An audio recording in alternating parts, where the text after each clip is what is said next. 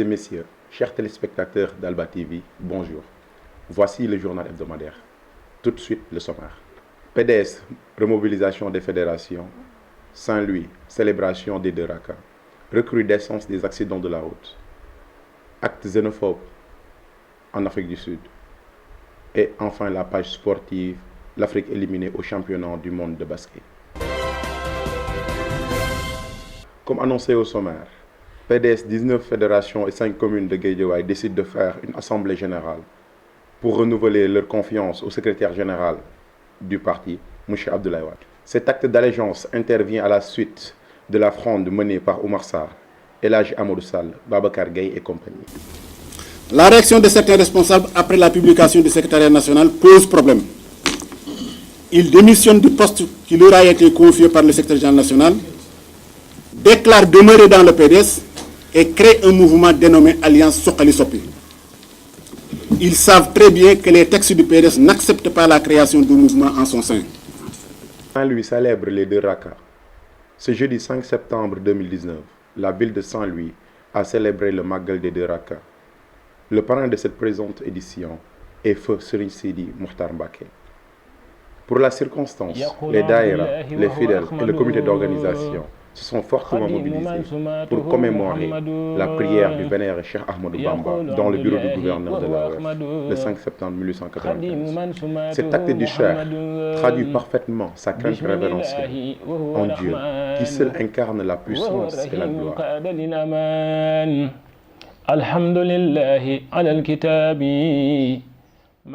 Recrudescence des accidents de la route. Après un nombre pléthorique d'accidents mortels en un temps record sur les routes, le président de la République a instruit au gouvernement de prendre des mesures immédiates.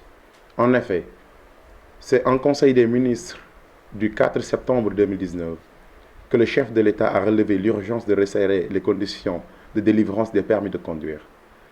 Par la même occasion, il a jugé indispensable de procéder au renforcement des contrôles systématiques ainsi que la présence dissuasive des forces de défense et de sécurité sur les différents axes autoroutiers et routiers du pays. Arrestation de 3 individus en possession de faux billets. Les hommes du commissaire Madji Boulay de Mbour Ouest ont mis la main à Ngaparou sur 3 individus en possession de faux billets de banque d'une valeur de 60 millions de francs CFA. Les 3 mises en cause qui logeaient dans la commune de Ngaparou ont été déférés mardi 3 septembre 2019 au parquet près le tribunal de grande instance de Mbour.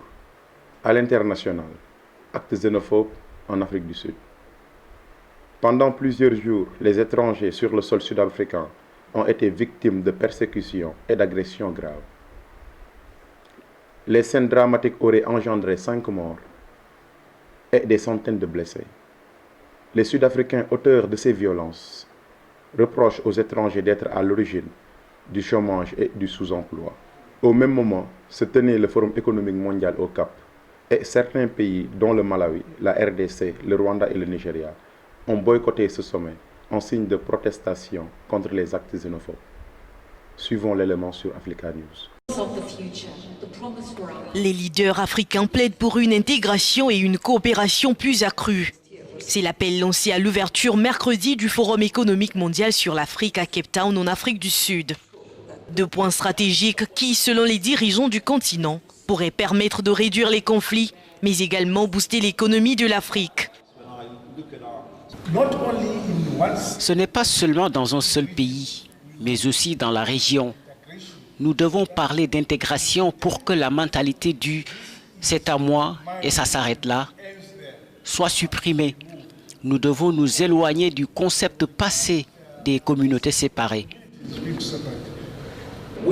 Nous devons discuter du contrat social entre les dirigeants politiques de ce continent et les citoyens. Parce que nous avons un contrat social rompu et c'est pourquoi, au lieu qu'il y ait une conversation, nous avons des conflits et des frictions. Et il est temps de changer ça. La 21e édition du Forum économique mondial sur l'Afrique se tient alors que l'Afrique du Sud est confrontée à une vague de violences xénophobes depuis dimanche. Ce qui a poussé la République démocratique du Congo, le Rwanda et le Malawi à se retirer de la rencontre en guise de protestation. Enfin, la page sportive. L'Afrique éliminée au championnat du monde de basket. Les 5 pays d'Afrique, dont le Sénégal éliminé à l'issue du premier tour de ce tournoi mondial du basket.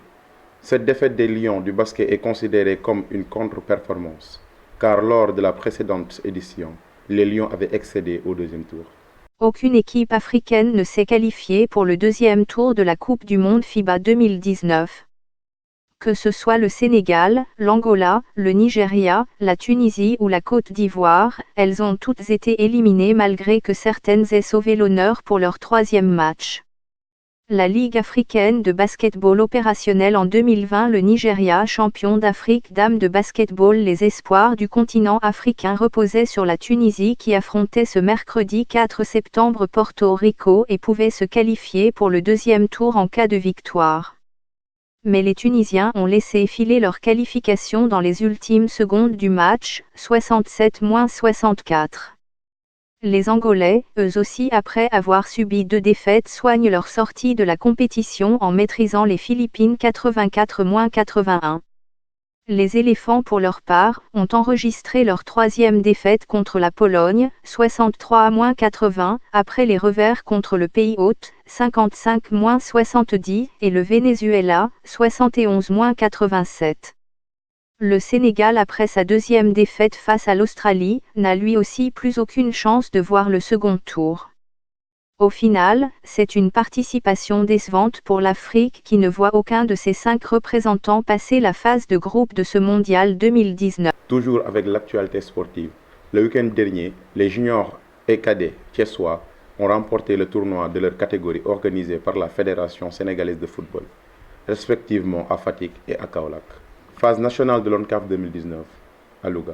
Le tournoi tire à sa fin. On note l'élimination de toutes les équipes de la ville de Louga au quart de finale. L'équipe championne de l'ODCAV de Thiès va jouer la finale nationale qui l'opposera à Yamaton de Ziguinchor le samedi 7 septembre 2019. Chers téléspectateurs, c'est la fin de cette édition. On se donne rendez-vous prochainement. D'ici là, portez-vous bien.